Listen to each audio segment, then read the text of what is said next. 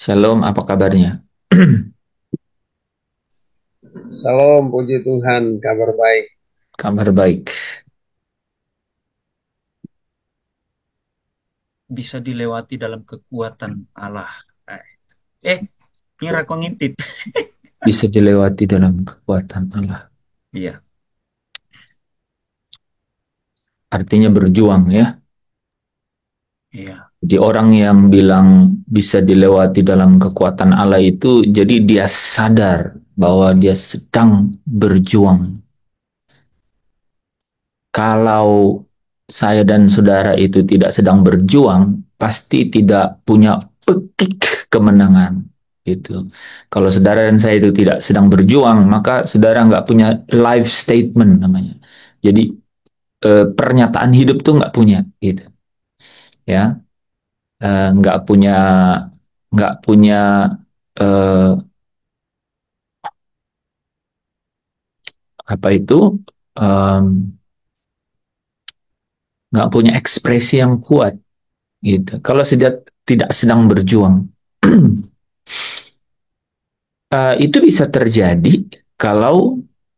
terjadi kalau apa? Kalau kita uh,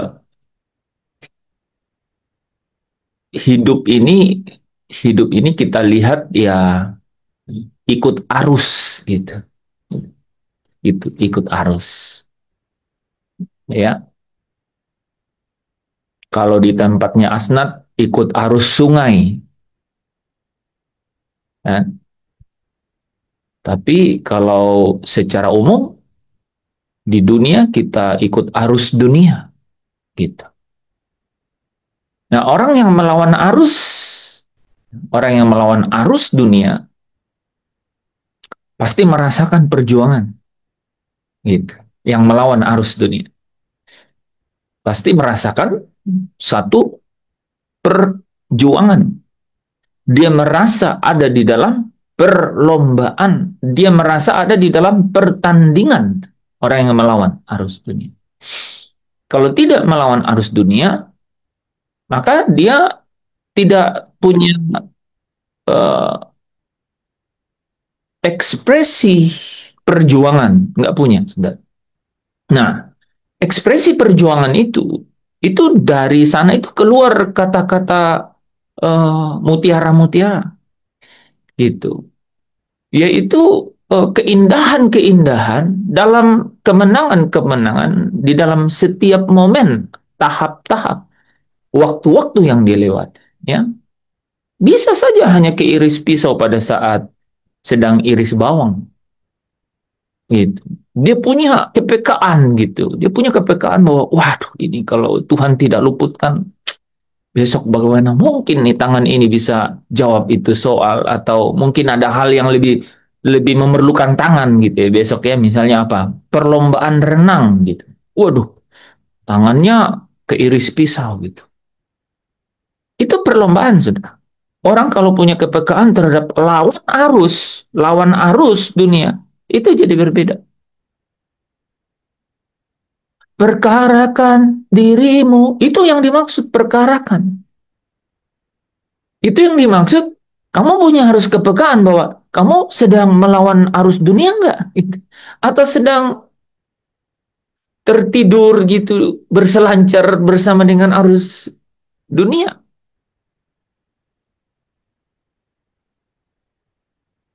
Saudara, minggu kemarin memperingati hari pencurahan Roh Kudus.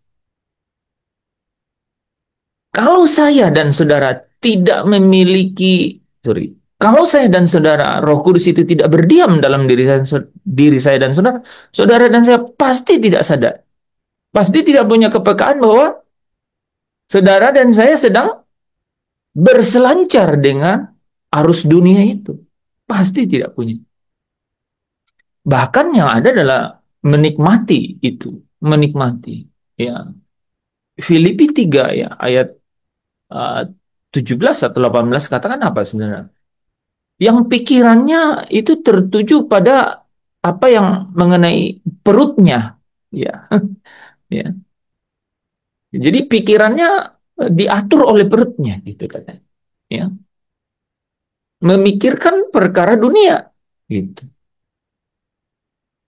Saudara bisa refleksi apa yang saya sampaikan ini. Ini yang selalu membakar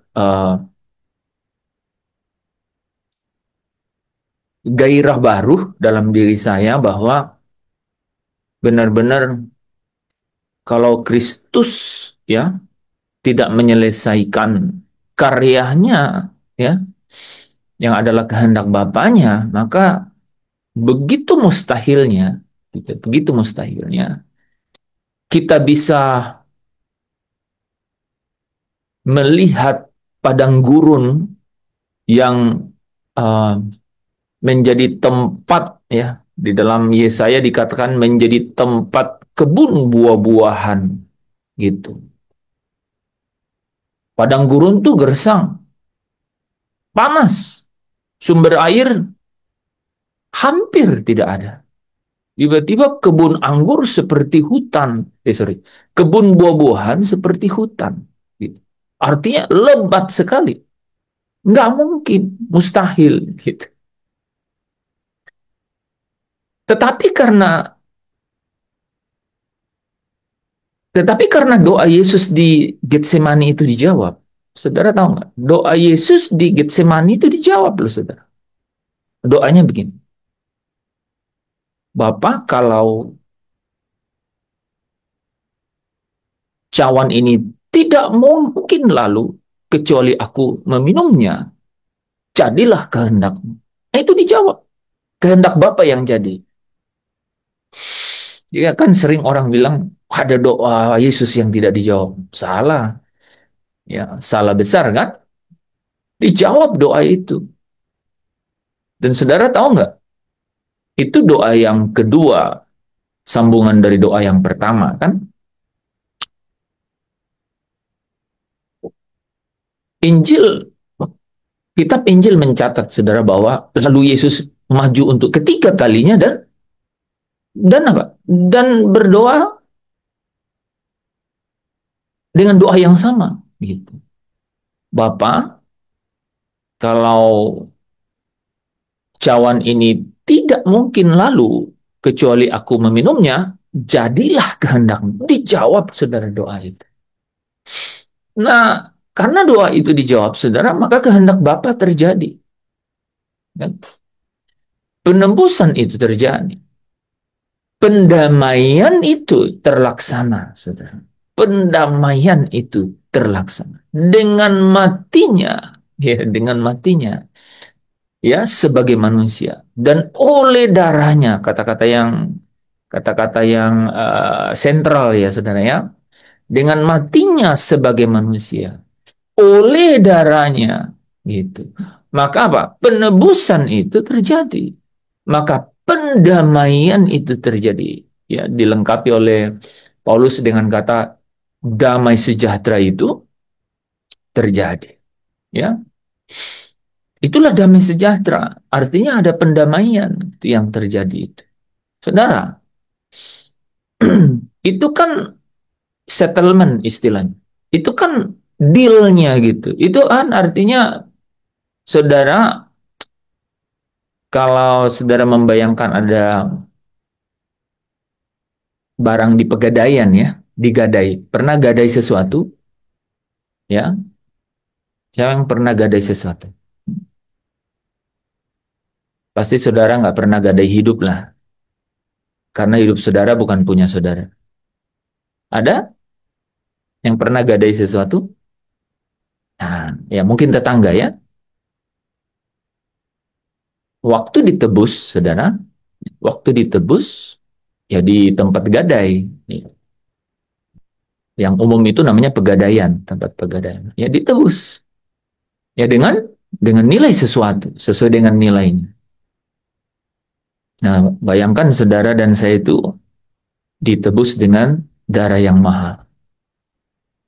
Jadi, kalau orang tanya nilai saudara seberapa? Oh iya, iya, betul, betul. Nah, itu ya, saudara, nilai saudara sebesar apa? Semahal darah Yesus. Karena pakai itu. Kan pakai itu tuh ditebus. gitu, ditebus. Singkat cerita ya itu memang proses pendamaian gitu ya. Saudara dan saya menurut Kolose pasal 1 ayat 21-22 ya, saudara dan saya ditempatkan gitu. Ditempatkan kudus itu bukan berarti saudara suci gitu. Sudah suci. Buktinya apa? Saudara dan saya apa? Masih kurang suci, Pak. Nah, mungkin begitu ya. Tapi jangan juga bilang saya tidak suci, Pak. Wah, itu enggak juga karena saudara punya elemen kudus di dalam diri saya dan saudara, ya kan? Niat saudara karena karena apa? Karena kebenaran itu dimurnikan, gitu. Sehingga punya elemen kudus, gitu. Jadi saudara dan saya ditempatkan apa? Ditempatkan kudus bukan berarti saudara sudah suci, gitu. Tapi ditempatkan kudus itu artinya ditempatkan, artinya apa? Dipisahkan. Secara itu memang Kolose pasal 1. Jadi lanjutan itu kan di ayat 13-nya dipisahkan itu artinya memang dipindahkan dari satu kerajaan gitu. Kerajaan yang apa? Yang tadi membelenggu saya dan saudara, yang tadi uh, menaruh kuk ya, menaruh kuk. Itu kuk perhambaan atas apa? Atas orang-orang yang belum ditebus gitu. Jadi karena pendamaian itu saya dan saudara ditempatkan kudus, artinya dipisahkan, dipindahkan ke dalam kerajaan Allah, di dalam kerajaannya. Oke? Okay?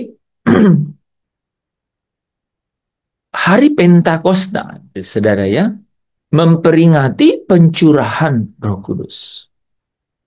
Memperingati pencurahan Roh Kudus. Itu adalah kegenapan dari nubuatan.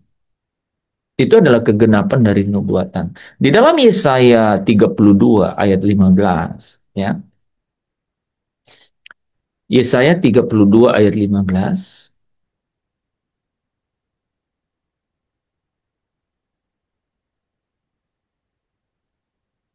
Ada yang bisa baca?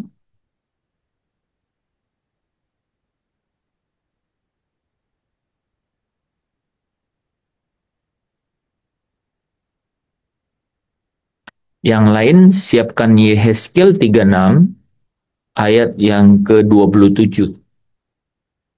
Kita refleksi sedikit loh saudara ya mengenai memperingati pencurahan Roh Kudus.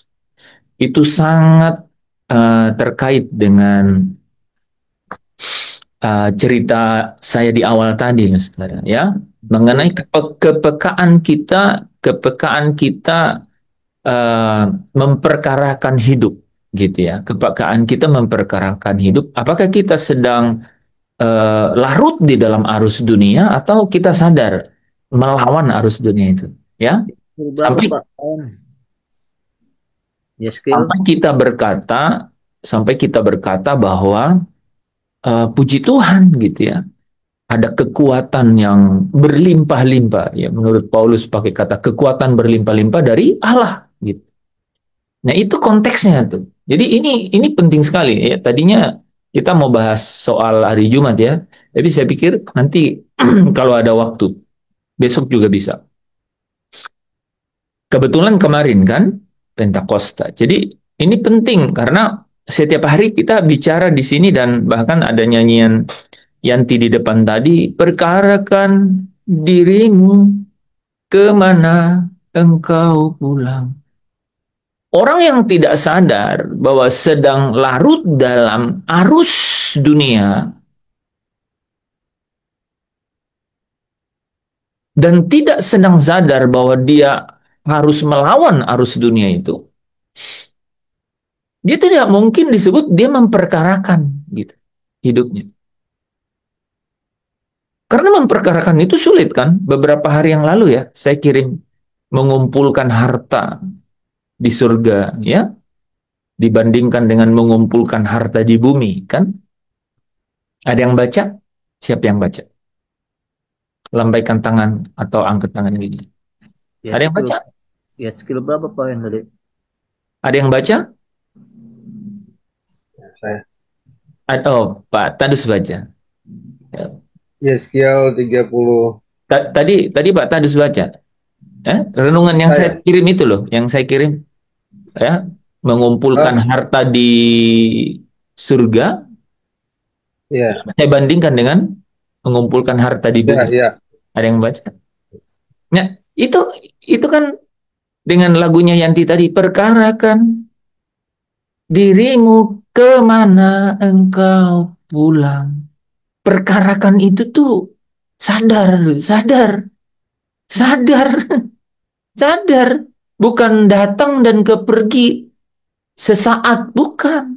Memperkarakan itu wah, di toilet sampai mandi disabunin tuh sampai nyampok sampai 5 kali, saking ngingat-ngingat memperkarakan. Pernah saudara sampo sampai 5 kali gitu, nggak sadar kalau udah kelima ini, ya, sabun gitu, sabunin badan tuh sampai, oh ini kok udah berapa kali ya gitu. Karena apa? Saudara sedang terngiang-ngiang atau terbawa di dalam eh, satu hal gitu, ya, sesuatu hal yang benar-benar menjadi bunga-bunga gitu dalam pikiran, ya,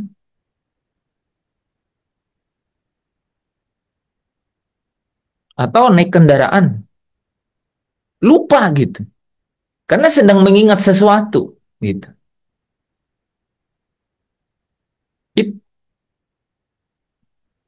Bukan hal seperti itu yang dibilang memperkarakan gitu, bukan, ya, bukan sesuatu yang datang dan pergi sesaat gitu, ya, kita nggak sadari sepenuhnya itu bukan memperkarakan itu. Waduh, ini seperti Pak Libri ini kan, ya, Bu Mona kan bentar lagi, ya, bentar lagi loh saudara, ya, Brian punya adik. Saya yakin nggak mungkin Pak Lepri itu nggak sadar kalau istrinya lagi hamil. Nggak mungkin. Nggak mungkin. Ya kan? Bahkan lagi tidur aja dia mungkin kepikiran. Ini nanti. Bu Mona tuh kan pertama sesar. Jadi yang keduanya katanya biasanya sesar. Pasti udah kepikiran. Gitu. Macam-macam kan. Nah, itu memperkarakan itu sedang. Gitu. Tadi ada kalimat lanjutannya kan? Apa yang mengerikan di dalam masa apa gini loh saudara.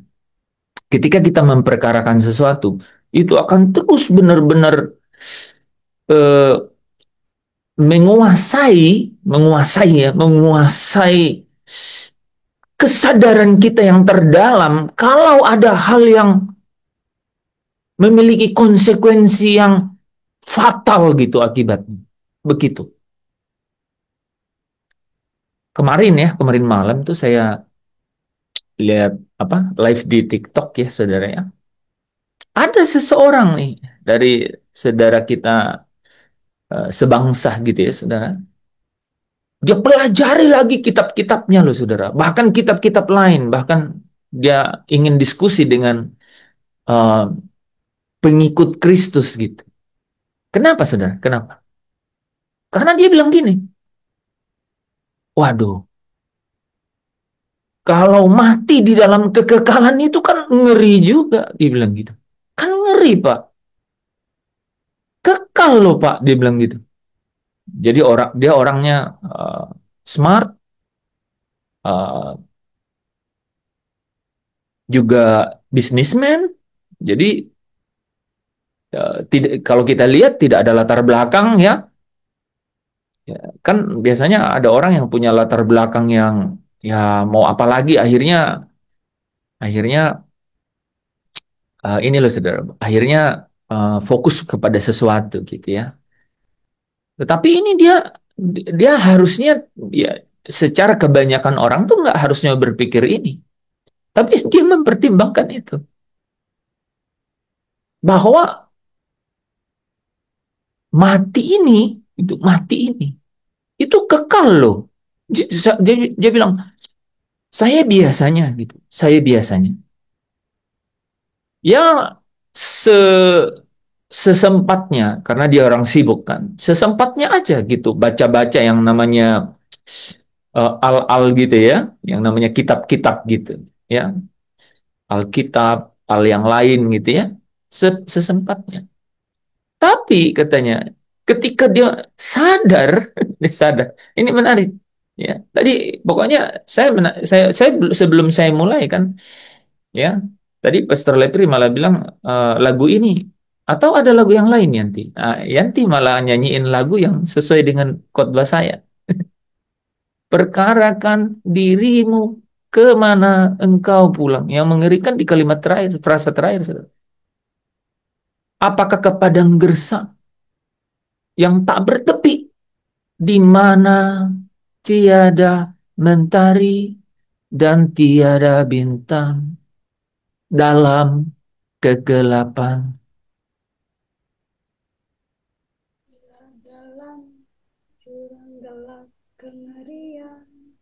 Dalam gelap yang mengerikan kan. Jadi dia karena dalam kesadaran itu, dia dalam kesadaran bahwa waduh, mati itu kekal ya, saudara bisa. Ya, mati itu kekal ya. Saya berpikir begini, saya berpikir gini lah saudara.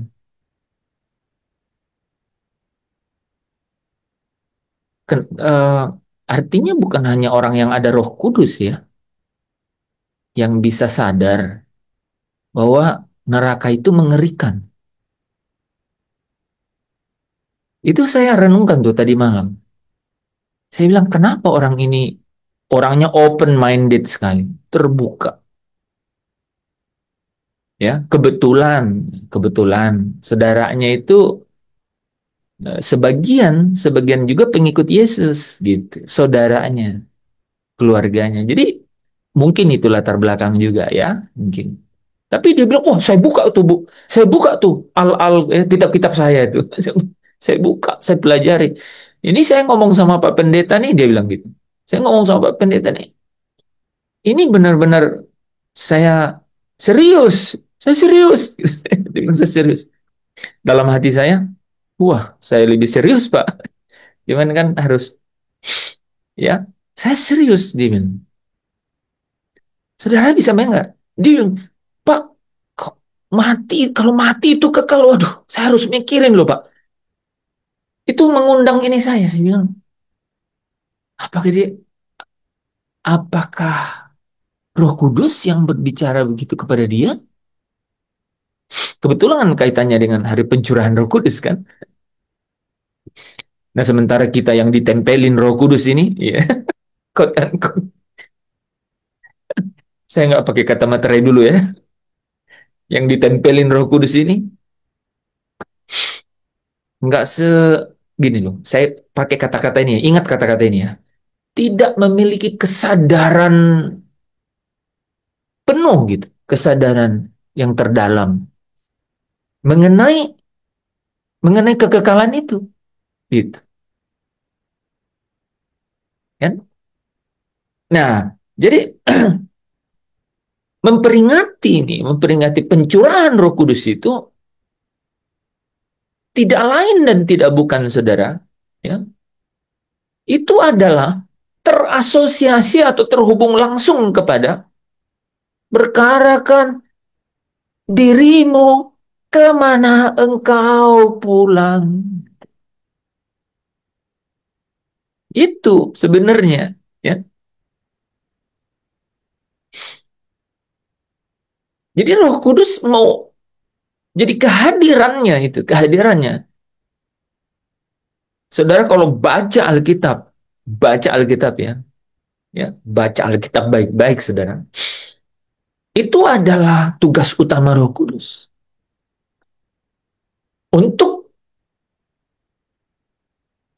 membawa saya dan saudara kepada kesadaran yang terdalam, gitu. Kesadaran yang terdalam, gitu. Ya, waduh, bagaimana nih akhir daripada hidup saya? Gitu. menginsafkan saya dan saudara mengenai dosa, kebenaran, dan penghakiman. Tiga. Jadi kalau saudara mau, ya, kalau saya mau pakai kata Tritunggal, mending pakai kata Tritunggal ini. Dosa, kebenaran, dan penghakiman.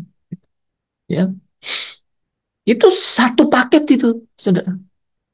Ya, ya, jangan sadar akan dosa terus setelah itu ingat dosanya udah ditebus, gitu. Selesai, berhenti di situ. Jadi peringatan pencurahan Roh Kudus ini itu seharusnya benar-benar, ini baru tadi sore nih ya saya ini loh saudara, saya eh, dikuatkan gitu ya untuk apa? Untuk menyampaikan ini bahwa ini berita yang tidak boleh lewat nih saudara, bahwa peringatan pencurahan Roh Kudus ini kita harus benar-benar maknai di dalam hidup kita sehari-hari, bahwa punya satu tujuan gitu ya, punya satu tujuan. Dan satu tujuan itu, perkarakan dirimu kemana engkau pulang.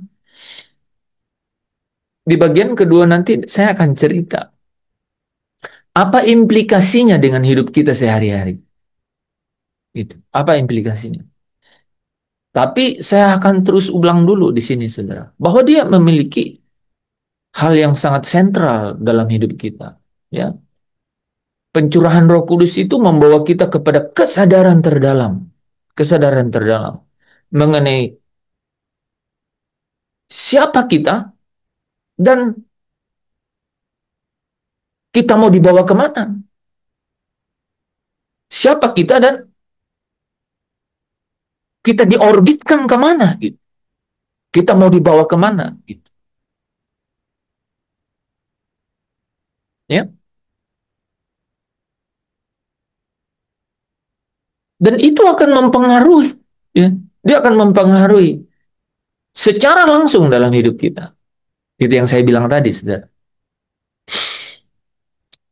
Di dalam hidup sehari-hari nih ya, kalau kita nggak sadar bahwa kita sedang melawan arus dunia, kita nggak mungkin menyadari kekuatan yang berlimpah-limpah dari dia itu. Kan? Paulus katakan, sekalipun kami habis akal, tapi kami tidak putus asa. Gitu. Pernah saudara merasa habis akal? Ya, kalau yang kuliah sering, ya. Ketika soal tidak bisa dijawab, saudara udah habis akal itu. Tapi tidak putus harapan, kata Paulus. Betul nggak? Hah? Betul nggak? Habis akal nggak bisa jawab, tapi masih bisa apa? Nyontek? Enggak dong. Masih bisa doa, ya? Ada harapan. Nah, kalau saudara sadari itu artinya di dalam saudara ada kan 2 Korintus 4 ya, kalau nggak salah ya. Katakan bahwa di dalam bejana tanah liat ini kami mempunyai harta. Gitu, ya. Di dalam bejana tanah liat ini kami punya harta. Ya kan? Punya harta. Katanya yaitu kekuatan yang melimpah-limpah dari Allah. Gitu. Itu harta, saudara. Siapa yang membuat kita sadar kalau itu ada? Siapa? Siapa? Itu makna dari pencurahan Roh Kudus. Gitu. Dicurahkannya Roh Kudus itu luar biasa. Ya, saya sering ulang-ulang di sini kan. Ya, Yesus sendiri yang berkata kan, harusnya kamu berbahagia katanya kan. Kalau aku pergi, karena apa? Kalau aku nggak pergi, maka dia yang akan diutus itu tidak datang. Gitu. Ya. Nah, ini adalah kita refleksi ke belakang sedikit ya, karena kan gini, kita harus tahu situasi itu juga, itu situasi itu, dan itu kita bisa rasakan di dalam apa penggalan-penggalan hidup kita hari ini, gitu ya. Dulu, saudara, ya, Keadaan itu begitu mencekamkan sampai digambarkan di dalam Yesaya 32 ayat 15 itu. Ya, coba. Sudah ada yang dapat tadi? Yesaya 32 ayat 15. Yanti silakan. Yesaya 32 ayat yang ke-15, sampai dicurahkan kepada kita roh dari atas, maka padang gurun akan menjadi kebun buah-buahan, dan kebun buah-buahan itu akan dianggap hutan. Jadi kondisinya seperti padang gurun, gersang gitu. Gitu. Jadi memang ada nubuatan bahwa roh itu ya akan dicurahkan dari atas. Gitu. Nah, di dalam Yehezkiel 36 ya ayat 27 itu lebih jelas lagi. Yehezkiel, biasanya Pak Tadus. Yehezkiel 36 ayat 27.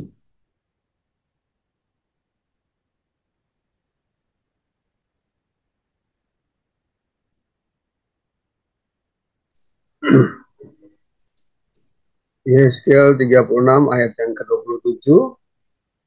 Rohku akan kuberikan diam di dalam batinmu, dan aku akan membuat kamu hidup menurut segala ketetapanku, dan tetap berpegang pada peraturan-peraturanku, dan melakukannya.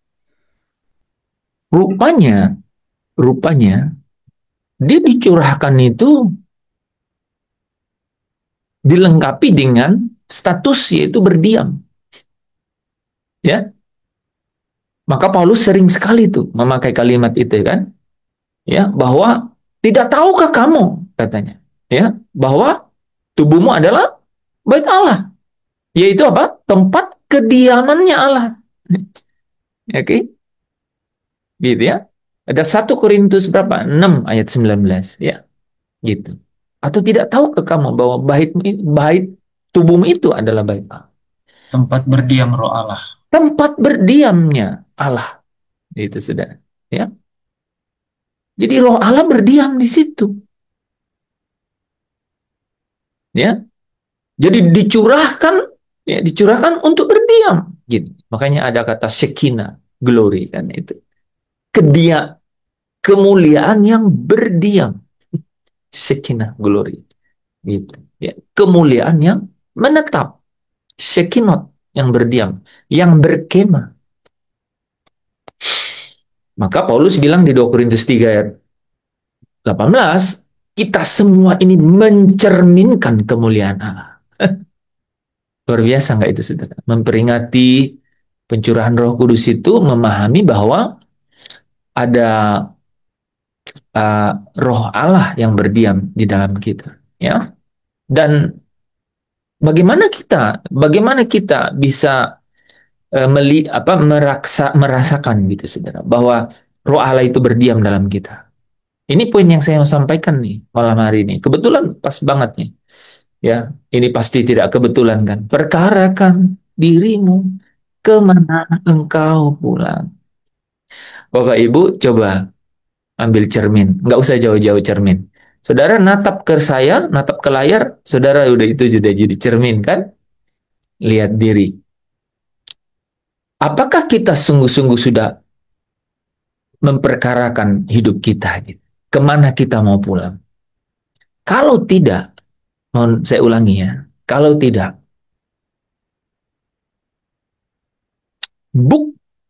jangan pakai bukti. Kalau tidak,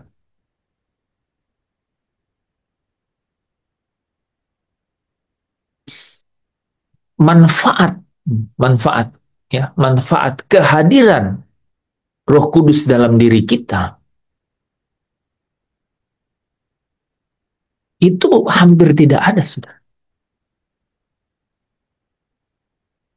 Kalau kita itu tidak memiliki kesadaran yang mendalam mengenai kesadaran yang mendalam untuk memperkarakan kemana kita pulang. Gitu. Ini sungguh-sungguh ini sungguh-sungguh sejatinya begitu loh, teman-teman. Gitu. Kalau untuk hidup di sini saja, saudara, ya, orang nggak perlu gitu, ya. Orang urus diri sendiri, saudara kan, dan saya dikasih akal budi, saudara. Ya, Paulus bilang itu hikmat dunia. Saudara dan saya dikasih tanpa Roh Kudus nih, saudara ya. Kita diperlengkapi dengan akal, gitu ya, diperlengkapi ya dengan perasaan, gitu ya. Kan ada banyak hal yang melibatkan perasaan, kan, gitu, ya. Ada pikiran hasil dari akal budi, ya, dan perasaan terlibat, ya, sesering mungkin, gitu. Itu menghasilkan sesuatu. Itu hikmat dunia, ya. Itu hikmat dunia. Ada teman saya yang uh, nggak percaya bahwa ada Tuhan pencipta langit dan bumi, tapi dia hebat gitu dalam menyelesaikan soal-soal fisika, gitu, soal-soal matematika. Dia memiliki hikmat dunia, saudara. Ya, itu adalah hasil tertinggi, pencapaian tertinggi dari ilmu pengetahuan yang dia punya, menghasilkan hikmat-hikmat, saudara. Gitu. Tapi, ya, bagi Allah itu apa, saudara? Nah, itu kebodohan, kan? Iya kan? Gitu. Mengapa dikatakan begitu?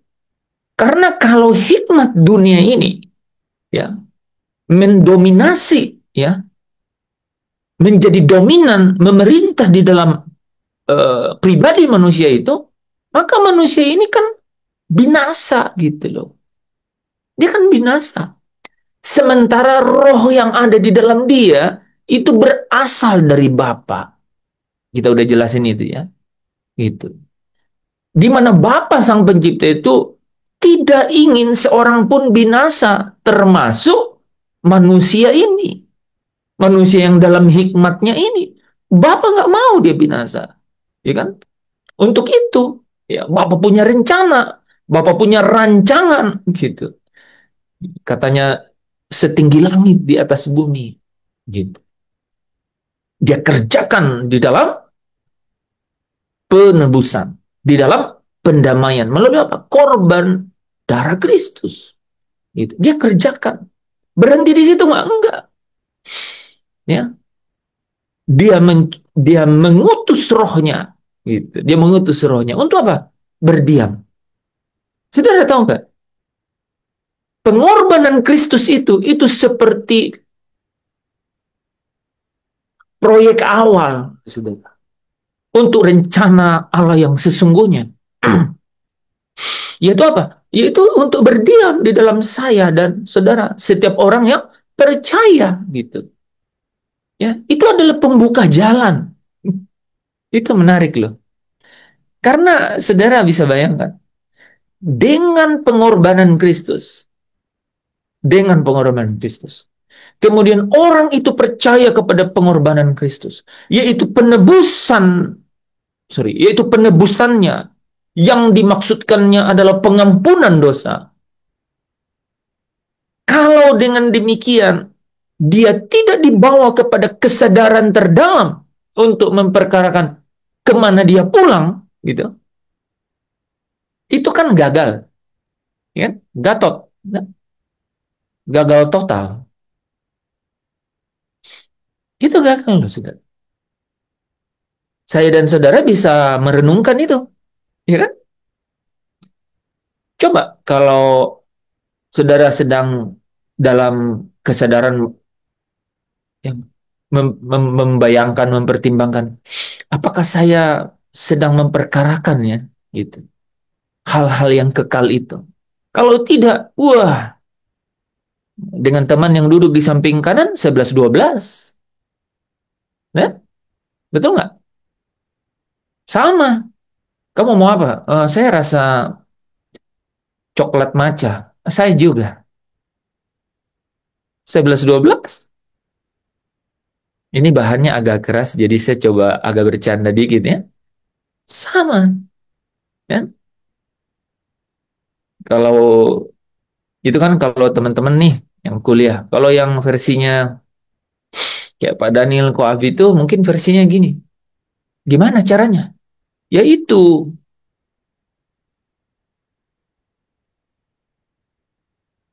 Diatur-atur lah gimana supaya bisa gitu. Ya kan? Gitu. Kan sama aja ya. Kan udah biasa itu. Gitu. Ya misalnya mau jual mobil gitu kan. Ya naikin dulu lah, naikin 15. Nanti kan diskon lagi 5. Biasa. Gitu. Ya biasa 11 12. Kan biasa gitu. Sama kan? Tapi ini saudara, ya kalau saudara eh, sedang dalam memperkarakan, ya akan nasib kekal, nasib kekal. Itu pasti beda.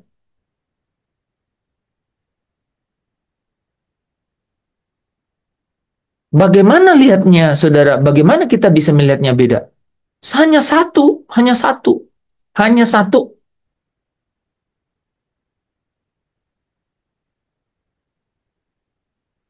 Apakah saudara dan saya ini bersahabat dengan Allah, atau malah sebaliknya bersahabat dengan dunia? Karena kalau bersahabat dengan dunia, maka pasti jadi musuh Allah katanya. Gitu. Dengan kata lain nih ya, kita memikir-mikirkan perkara Tuhan gitu dan bukan perkara dunia.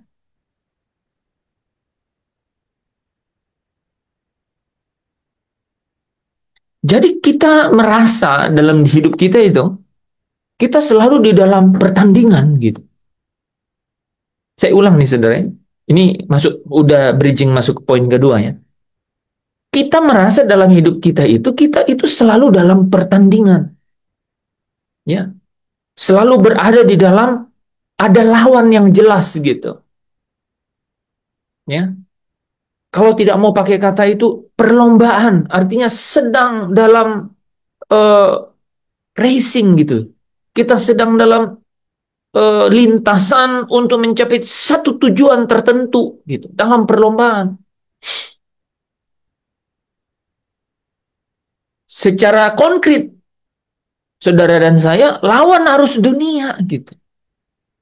Roma 12 ayat 2 katakan tidak serupa dengan dunia ini gitu.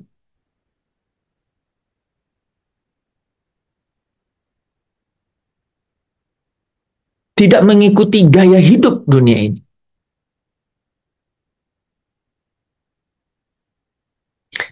Itu harus memang memiliki kesadaran terdalam itu gitu. Nah, sehingga apa? Sehingga apa? Hidup itu selalu terasa tertekan. Siapa yang selalu hidupnya merasa tertekan? Pasti ya, saudara sedang bertanding, saudara sedang berlomba, itu hidupnya merasa tertekan. Merasa selalu tertekan. Nah, mari kita baca ya. 2 Korintus pasal 5 ayat 1 sampai yang kelima. Saya munculin di layar karena ini penting. Ya. 2 Korintus pasal yang ke-5 ayat 1 sampai 5.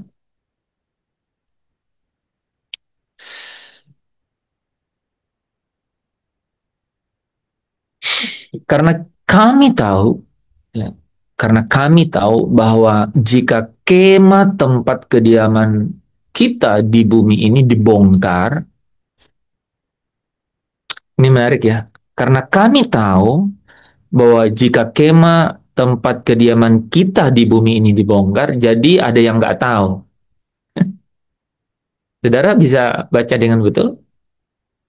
Karena kami tahu bahwa jika kemah tempat kediaman kami di bumi, bukan kami apa kita? Saudara perhatiin ya.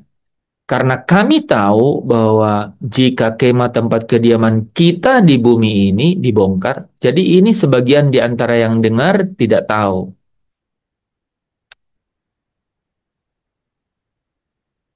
Karena kami tahu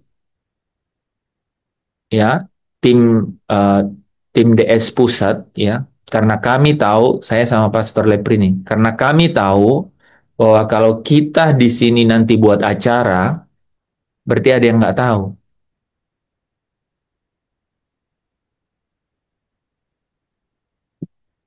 ya, karena kami tahu bahwa jika tempat kediaman kita di bumi ini dibongkar, Allah telah menyediakan suatu tempat kediaman di surga bagi kita, suatu tempat kediaman yang kekal, yang tidak dibuat oleh tangan manusia.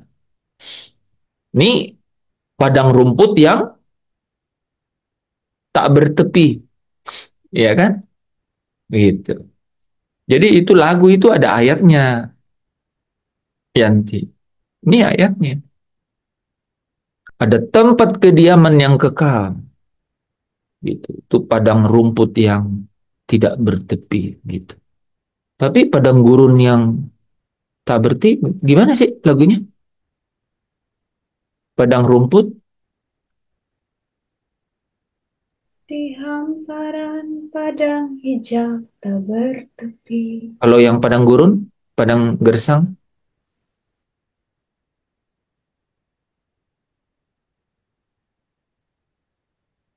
Di hamparan padang gersang tak bertepi. Dua-duanya tak bertepi ya. Jadi apakah habit itu bagus juga itu? Apakah kenikmatan kekal atau kehinaan kekal kan gitu? Ya, menurut kitab Daniel ya. Gitu. Jadi dua-duanya nggak bertepi rupanya ya. Oke, ya. Loh, saudara, saudara lihat saya ketawa-ketawa bahas ini, itu buat saya benar-benar mainan itu. Itu mainan yang apa menguasai loh, saudara. Ya, ya. Ayat 2. Selama kita di dalam kemah ini, gitu ya, selama kita di dalam kemah ini, kita mengeluh karena kita rindu mengenakan tempat kediaman surgawi di atas tempat kediaman kita yang sekarang ini.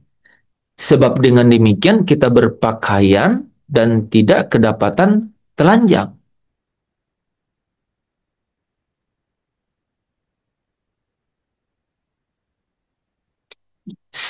Selama kita di dalam kemah ini, kita mengeluh karena kita rindu mengenakan tempat kediaman surgawi di atas tempat kediaman yang sekarang ini. Sebab dengan demikian kita berpakaian dan tidak kedapatan telanjang. Menarik ya.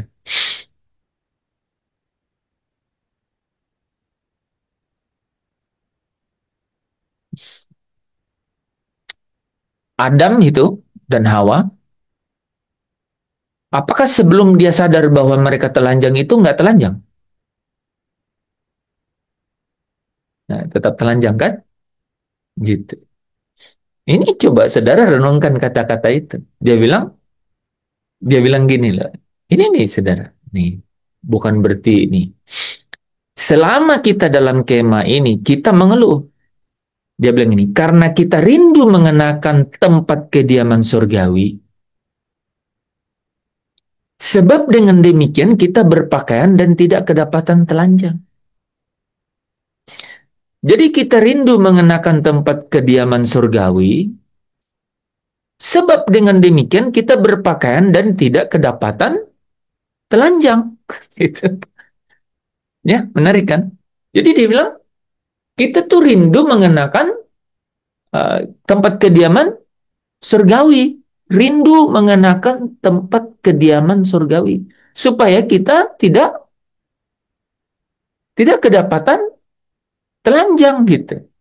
Ya, tidak kedapatan telanjang. Gitu.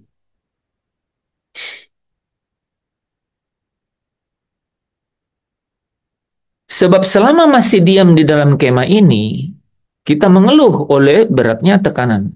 Karena kita mau mengenakan pakaian yang baru itu tanpa menanggalkan yang lama. Ya, supaya yang fana itu ditelan oleh hidup. Ya saudara ya. Sebab selama masih diam di dalam kemah ini, kita mengeluh oleh beratnya tekanan Karena kita mau mengenakan pakaian yang baru itu tanpa menanggalkan yang lama, supaya yang fana itu ditelan oleh hidup. Nah, sentralnya di ayat 5, ya. Tetapi Allah lah yang justru mempersiapkan kita untuk hal itu dan yang mengaruniakan roh. Gitu. Nah, saudara, ini apa? Mempersiapkan kita untuk hal itu. Yang ini loh, saudara. Berpakaian dan tidak kedapatan telanjang. Nah, ini bicara mengenai apa, saudara? Ada satu, ada satu pola pikir surgawi, gitu. Ada satu pola pikir surgawi, namanya surgawi ya, karena pakai tubuh surgawi, ya. Itu adalah yang orientasinya memang kehidupan di surga. Itu yang menguasai Eden sebelum manusia jatuh ke dalam dosa. Tidak kedapatan telanjang.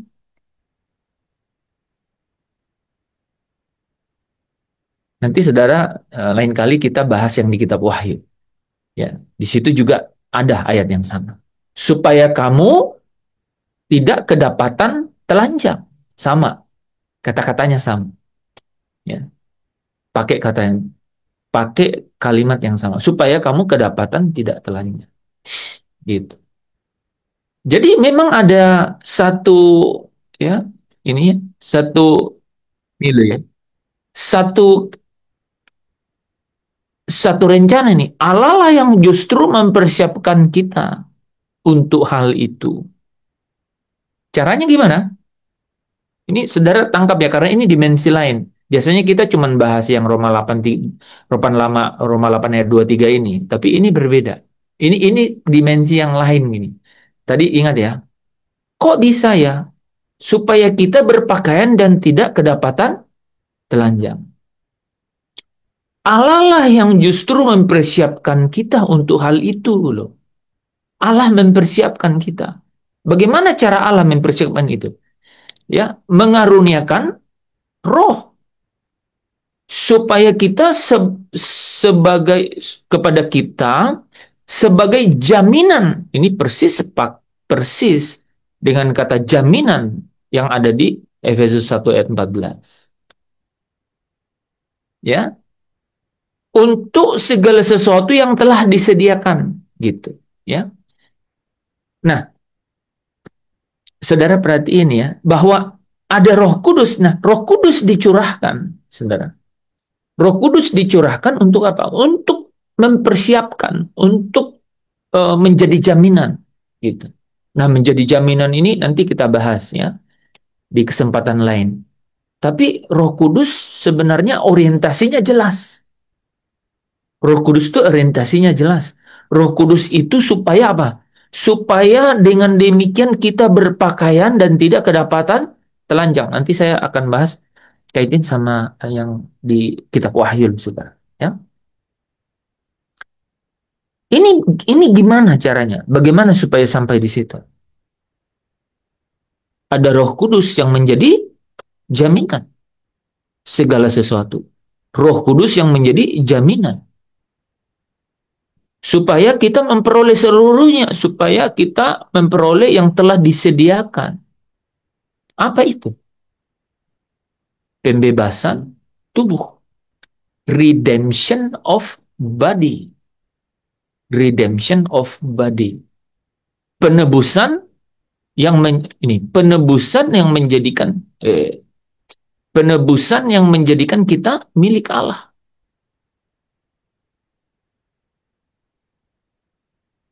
Dan dengan demikian gitu ya, dengan demikian maka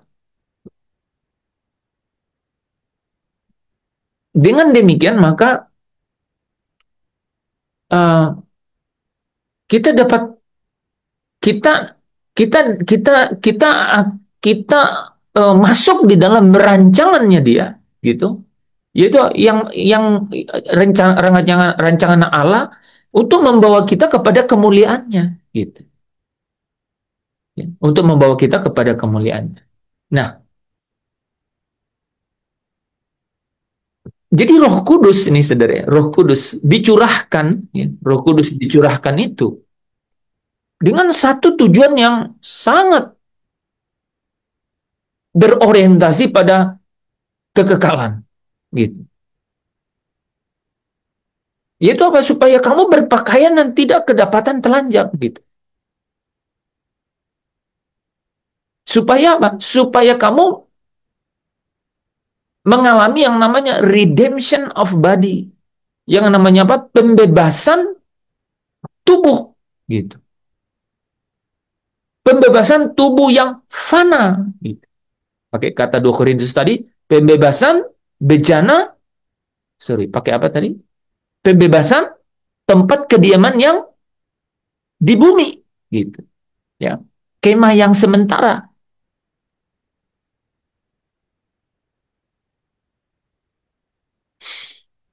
Nah, ini adalah akhir gitu. Kenapa Roh Kudus itu dicurahkan? Saudara kalau perhatiin Efesus 1 ayat 13 dan 14 sering kita bahas ya. Ayat 13-nya bicara mengenai apa? Ada yang ingat?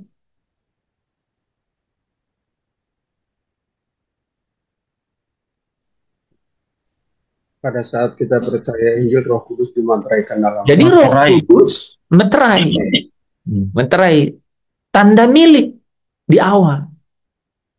Ya, tanda milik. Gini loh, disahkan menjadi tanda milik gitu. Setelah ditebus disahkan jadi tanda milik. Tapi setelah itu ya dipelihara ini. Ya.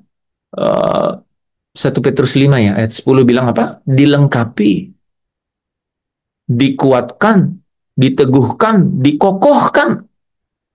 4 pakai ini kan? Dilengkapi, dikuatkan, dikokohkan, diteguhkan. Setelah kamu menderita gitu. Gitu. Seketika lamanya. Jadi Roh Kudus tuh dicurahkan itu, dicurahkan. Ya. Bukan hanya untuk percaya gitu, supaya kau dan saya insaf dan percaya, tapi untuk apa? Menderita gitu. Roh Kudus dicurahkan untuk buat saya dan saudara melewati perjalanan itu. Dan perjalanan ini kalau kita lihat dalam hidup sehari-hari nih, sehari-hari ya. Menit-menit terakhir nih ya, sehari itu adalah ketika saya dan saudara memiliki kesadaran terdalam. Gimana nih gue gitu ya? Gimana ya? Apakah saya memperkarakan nih hidup saya ya mengenai kekekalan gitu? Takut nggak saya mengenai itu? Gentar nggak saya mengenai itu? Gitu ya. Saya melihat nggak hidup saya kaitkan gitu dengan kekekalan itu. Nah, saudara, secara nyata dalam hidup kita sehari-hari itu kita bisa lihat dari apakah kita sedang melawan arus dunia atau atau sebaliknya gitu. Nah, kalau kita nih ya saudara ya, menjadi bukti-bukti dalam hidup kita bahwa kita tuh sedang melawan arus dunia dan tidak sebaliknya, artinya larut dalam arus dunia itu ya, jadi bukan larut dalam arus dunia tapi kita melawan arus dunia itu, kita bukan menjadi seteru salib gitu ya. Menjadi seteru salib. Coba baca dulu, seteru salib itu pengertiannya apa? Filipi 3 ya. Filipi 3 ayat 17 atau 18. Seteru salib itu orang yang pikirannya perkara dunia. Itu orang yang seteru salib.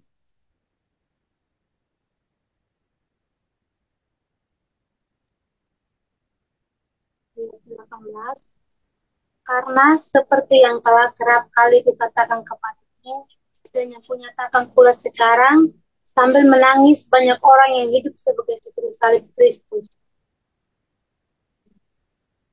Lanjut. Yang kesudahan mereka ialah kebinasaan, Tuhan mereka ialah perut mereka, kemuliaan mereka ialah aib mereka, pikiran mereka semata-mata tertuju kepada perkara duniawi.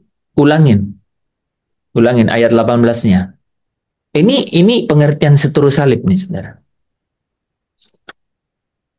Karena seperti yang telah kerap kali kukatakan kepadamu, dan yang kunyatakan pula sekarang, sambil menangis, banyak orang yang hidup sebagai seteru salib Kristus. Kesudahan mereka ialah kebinasaan, Tuhan mereka ialah perut mereka, kemuliaan mereka ialah aib mereka, pikiran mereka semata-mata tertuju kepada perkara duniawi. Pikiran mereka semata-mata tertuju kepada perkara duniawi. Ya, bayangkan ya. Pikiran mereka semata-mata. Pikiran mereka semata-mata. Pikiran saudara semata-mata tertuju kepada apa? Gitu. Kita tanya nih diri sendiri. Gitu. Pikiran kita semata-mata tertuju pada apa? Kalau perkara duniawi, itu kita tuh sebenarnya seteru salib. Kita itu larut dalam dunia. Gitu.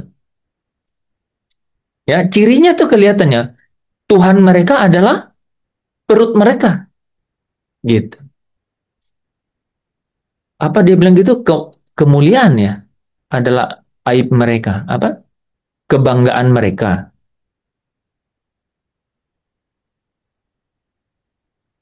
Aib.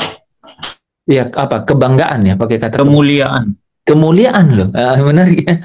Kemuliaan mereka adalah aib mereka. Gitu. Itu katanya ujungnya kemana? Kebinasaan. Gitu. Nah, saudara bisa bayangkan ini, ya.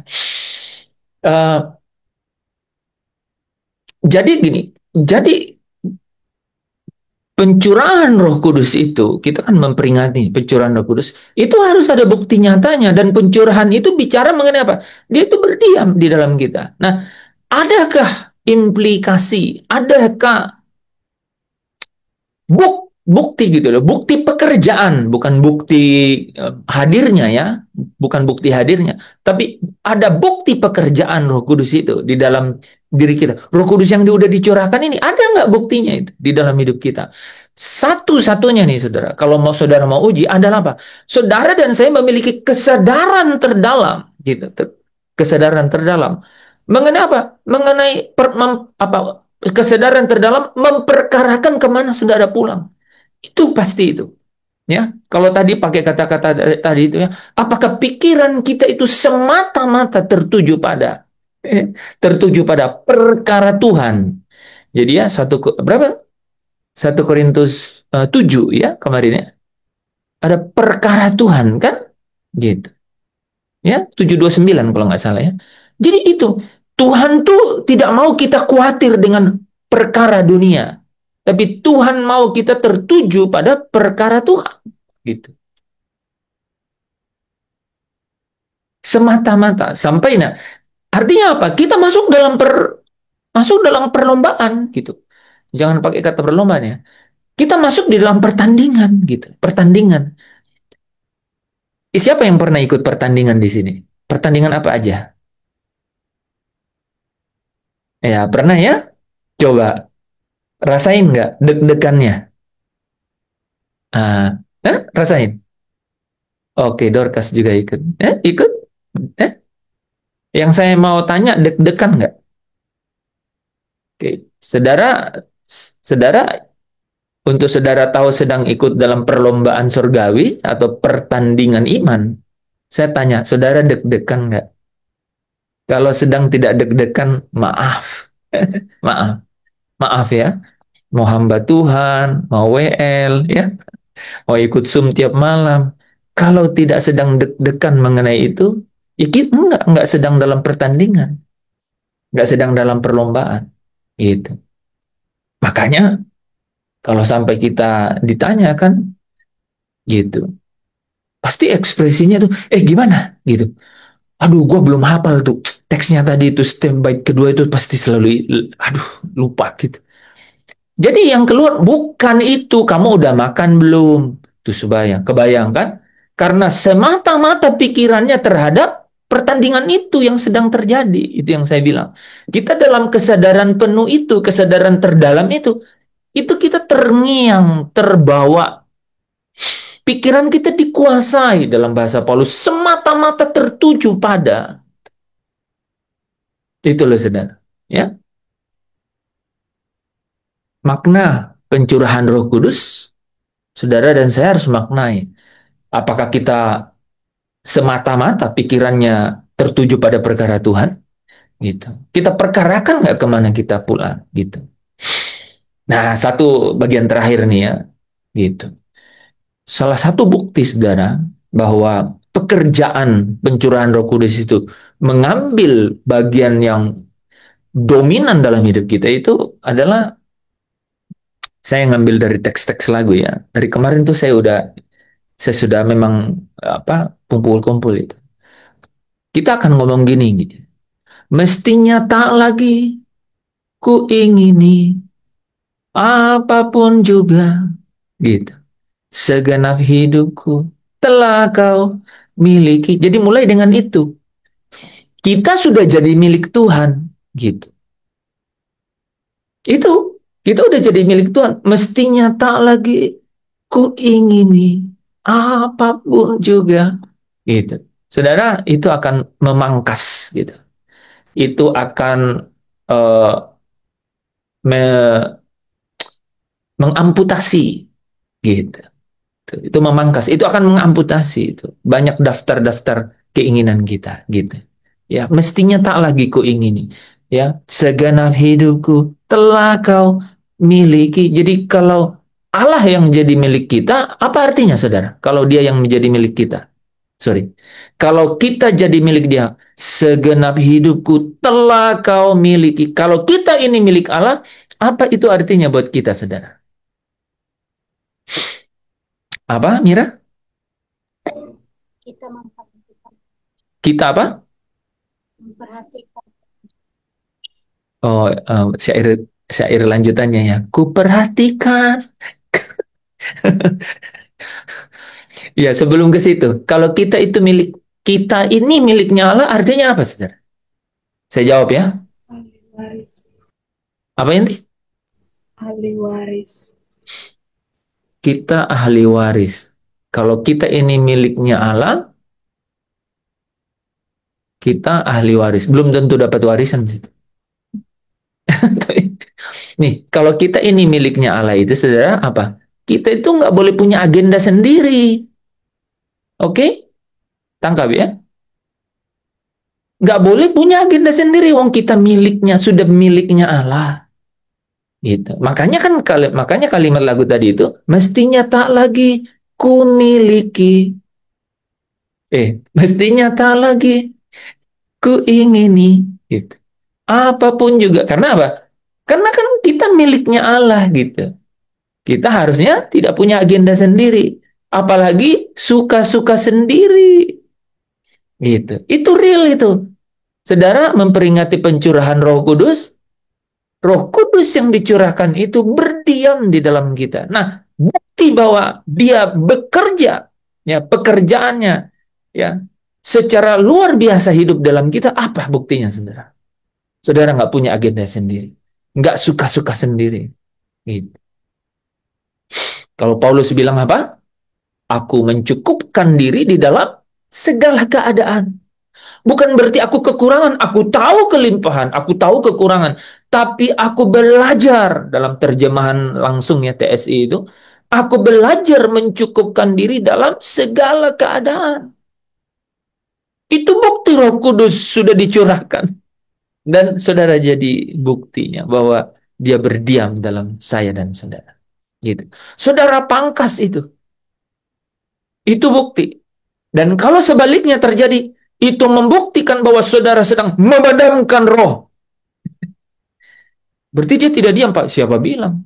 Mengenai dia diam dalam saya dan saudara kan bukan urusan saya dan saudara. Ya, Allah yang membuat, ya. Allah karena pendamaian itu terjadi, Allah memilih untuk berdiam. Aku mencurahkan rohku kepada semua orang menurut kisah 2 ayat 17 kan?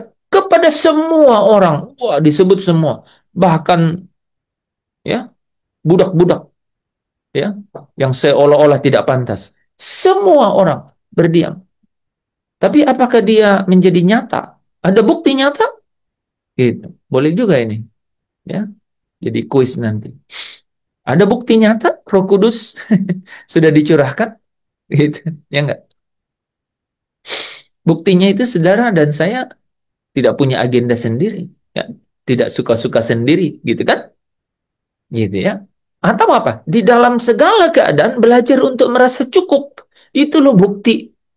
Itu bukti Roh Kudus bekerja gitu dalam saya dan saudara. Bahwa benar-benar dia berdiam gitu. Ada satu lagu lagi tapi malah saya lupa ya. Eh tak takkan bukan tak ku ingini. Oh iya itu. Tak ku ingini lagi indahnya dunia ini. Tapi itu terakhir, itu terakhir. Ada satu lagi pakai kata tak atau tidak di depannya ya. Ada hampa-hampanya itu. Kemarin-kemarin dinyanyi. Terasa dunia ini hampa. Bukan, Pak. Bukan kehampanya. Tidak. Ini ada penyanyi di sini. Tenang. Takkan ku harap lagi. Ini Rehoboth Choir, jadi tahu nih. Takkan ku harap lagi bahagia dunia ini. Semua hanya semu belaka. Itu sederhana. Bukti nih. Hari Pentakosta itu ada, ya, ya, dan impartasinya itu hadir sampai hari ini di dalam saya dan saudara, yaitu Roh Kudus itu berdiam. Itu begitu, ya. Kita mampu berkata apa tadi? Takkan ku harap lagi bahagia dunia ini. Saudara, ada banyak hal yang menjadi sederhana di dalam hidup saya dan saudara. Ada banyak kegelisahan yang menjadi diamputasi dalam hidup saya dan saudara. Ketika saudara mampu berkata begitu.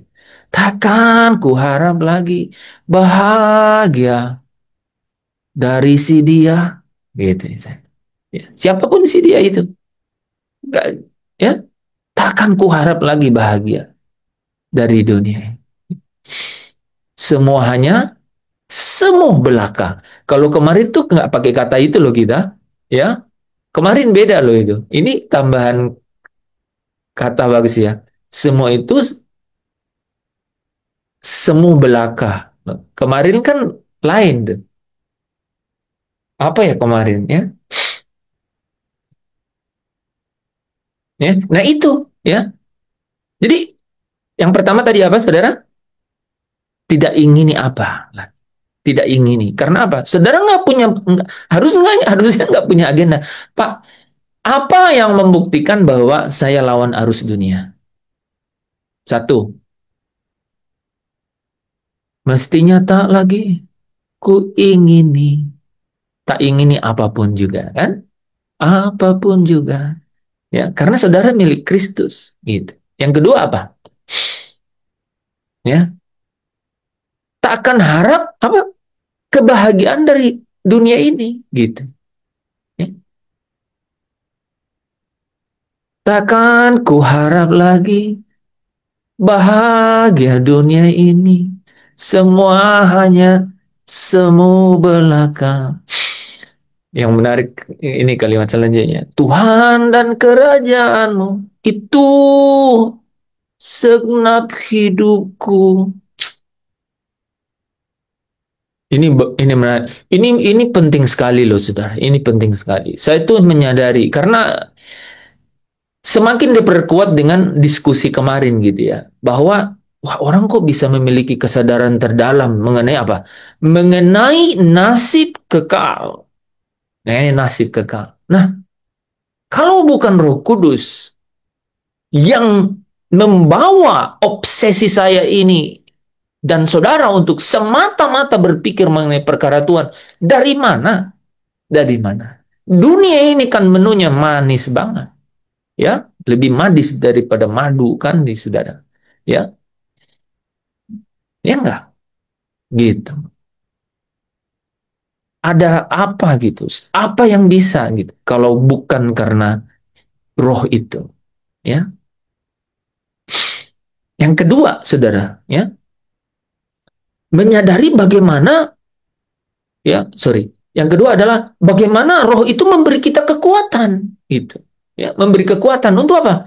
Untuk benar-benar manifestasikan kehadirannya, gitu. Yaitu apa? Saudara bersahabat dengan Allah dan bukan bersahabat dengan dunia. Artinya, saudara lawan arus dunia itu tidak serupa dengan gaya hidup dunia, gitu. Tetapi menjadi serupa dengan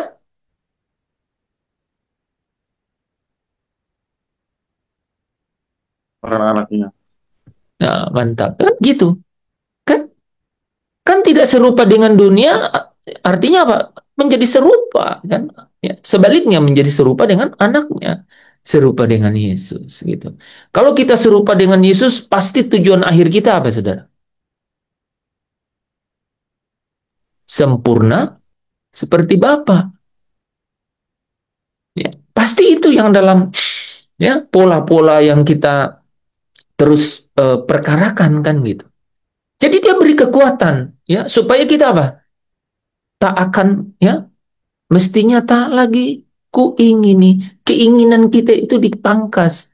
Keinginan saudara, aduh ya, jangan lawan Tuhan dalam ya agenda-agenda pentingnya dia. Wah, Yunus saja dimasukin ke perut ikan ya. Kalau ya jangan, agenda Tuhan itu luar biasa. Aku ingat selalu itu ya. Firmanku yang keluar dari mulutku itu tidak akan kembali. Itu katanya apa? Seperti hujan salju turun ke bawah, tidak kembali ke situ. Cari apa di dalam dunia? Iya, jadi Dunia tentu binasa. ya, jadi kalau kita betul tuh. Jadi kalau kita larut dalam dunia, serupa dengan dunia, kan ujungnya kan kebinasaan tadi. Nah, itu Pak Daniel namanya seteru salib. Gitu. Ujungnya kebinasaan. Ya, tadi Pak Daniel kalau mau catat itu Filipi 3 ayat 18 itu. Itu seteru salib gitu. Jadi ujungnya kebinasaan. Katanya apa? Tuhan mereka itu perut mereka gitu. Tuhan mereka perut mereka. Kemuliaan mereka adalah aib mereka gitu. Yang dibangga-banggakan itu, tahu nggak gue bisa nipu dia loh, gitu. Tahu nggak gue bisa kibulin dia loh, gue bisa bully dia loh, gitu. Itu yang menjadi kemuliaan. Yang terakhir apa tadi? Pikiran mereka semata-mata tertuju pada perkara dunia, gitu. Perkara dunia itu maksudnya apa? Sesaat, gitu. Ya, sementara, gitu. Ya, pavilion sementara. Apa sih biasanya? Ya. Jadi kita tuh diberi kekuatan tuh. Nah, sampai lagu ketiga. Ini tiga lagu kan? Lagu pertama tadi, mestinya tak lagi ku ingini. Keinginan saudara dipangkas, keinginan saudara ya apa diamputasi. Oh, luar biasa. Saudara akan jangan ngomong sukacita damai sejahtera. Itu muncul sendiri. Kenapa bisa muncul, saudara? Karena Roh Kudus sedang gini. Biarlah rohmu menyala-nyala dan layanilah Tuhan. Roh itu sendiri, itu menyala. Roh itu sendiri apa? Diberi ruang di dalam diri saya dan saudara supaya kehendaknya yang jadi gitu. Gitu. Tidak sebaliknya, ya. Jangan padamkan roh katanya, peringatan. Jangan dukakan roh, apalagi menghujat roh. Sebaliknya. Jadi saudara kalau memangkas keinginan, gitu, mengamputasi keinginan, itu akan merasakan yang namanya apa? Pekerjaan Roh Kudus. Apa itu? Kelegaan dari kemerdekaan itu. Sukacita dan damai sejahtera yang dikerjakan sendiri oleh dia. Damai sejahtera itu memerintah dalam hati. Gitu.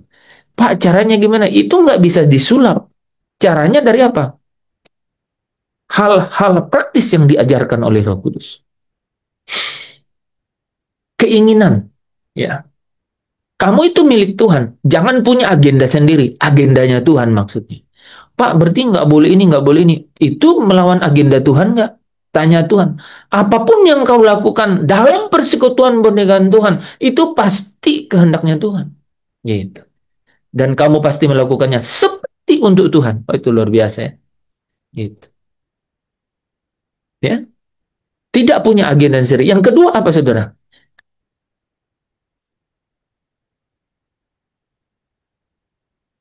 Apa yang kedua tadi?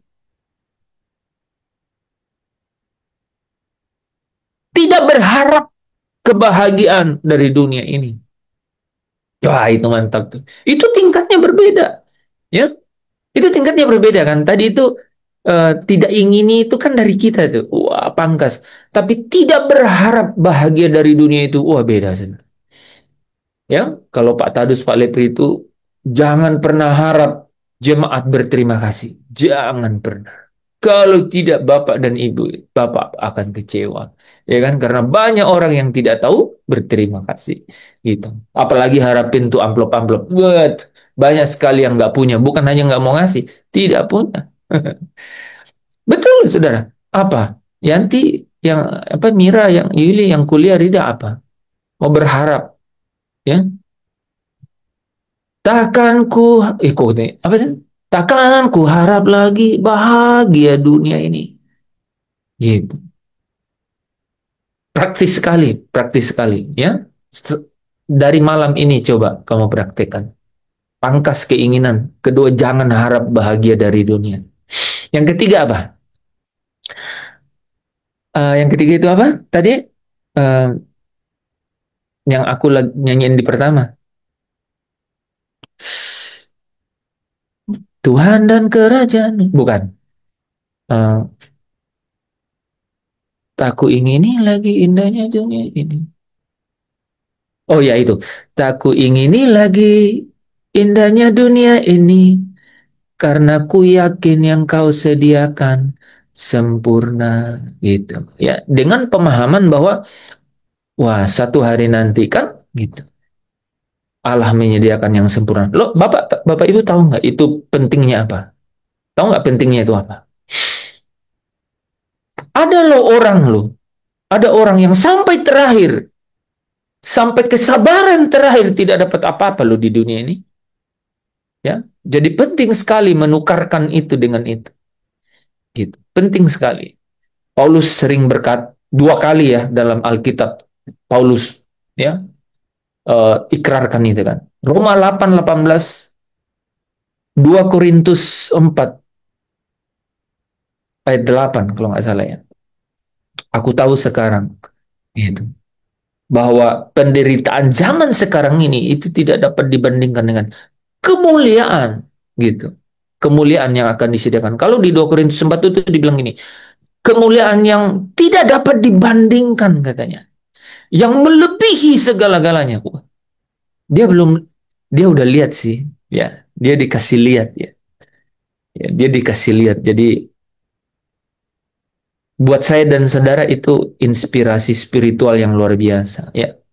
Nah, roh yang sama cerita ke Paulus, roh yang sama impartasikan dan pasti bisa bercerita kepada saya dan saudara melalui apa? Melalui setiap momen dalam hidup. Amin. Terpujilah Kristus ya. Kita tutup dalam doa. Bapa, teruslah bekerja di dalam setiap kami yang hadir dalam Zoom ini. Bahkan setiap saudara-saudara yang mendengar melalui live streaming. Kami percaya biarlah uh, pernyataan firman-Mu, Roh-Mu sendiri yang memimpin kami di dalam